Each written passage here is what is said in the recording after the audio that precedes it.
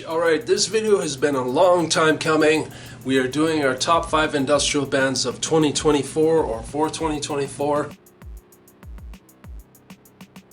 We're going to start at the bottom of the list. Number 5 spot goes to Terell Cost.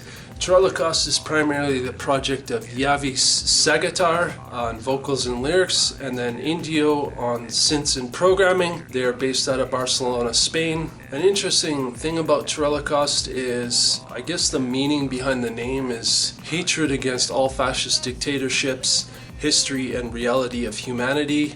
I guess they're very forward thinking in the sense that want to push back against fascism and all that kind of stuff. I would call this band an industrial alternative rock, techno body music type project. They are kind of in the same line as Combat Christ with that techno body music kind of beat structure, which is typically 4/4 beats.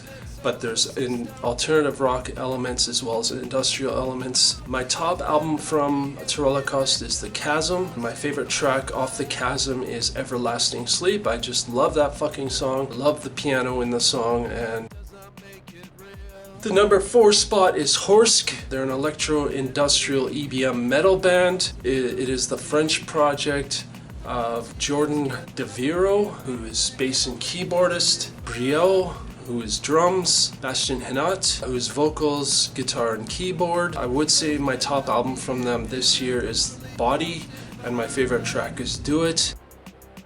The band that takes the 3rd spot is Ministry. Most of you probably know who Ministry is. It's the industrial metal project originally out of Chicago, comprised of soul member Al Jorgensen, but there have been all kinds of rotating collaborators. One major collaborator has been Paul Barker. Some of you might know him as Let Into Gold. My top album for this year is Hopium for the Masses. I can't remember when exactly it came out. I did get to see them on this particular tour that they were doing with Gary Newman and Frontline Assembly, which I'm very thankful that I was able to do that. I would say, as far as what Al Jorgensen is saying, is they're going to do one more album, and that'll be it for Ministry. My favorite track off of Hopium for the Masses is Just Stop Oil. My second place is Skinny Puppy, electro-industrial act originally from Canada, specifically Vancouver. However, I think the 2 original long-standing members, Ogre and Kevin Key. Ogre, I think he's originally from Calgary, and Kevin Key is from Edmonton, but they eventually moved to Vancouver and were primarily from Vancouver. Granted, they both live other places now, but my top album from them, this is not a new album. They haven't released anything new in quite some time, and they did just do their last tour ever, and I fortunately got to see them as well on this last tour. I can't remember what the tour was called. My top album from them is their Back and Forth BRAP 3 and 4. I just fucking absolutely love that album. I know it's not an official studio album, it's pretty basically live outtakes, and my current favorite track off of BRAP 3 and 4 or Back and Forth BRAP 3 and 4 is Love in Vain. The reason why I chose that track is because when I originally heard Skinny Puppy for the very first time, this was the album, and this was also the track that I first heard, and which is primarily the main reason why I actually started listening to Skinny Puppy. And so that means we're coming to our first top industrial band of 2024, and some of you might know who this band is. If you know me, you know this is my favorite band of all time, and they will obviously always take the top place for me in any kind of top whatever industrial bands of whatever year. My top band of 2024 is 9 Inch Nails. They are an industrial rock band, if you don't know.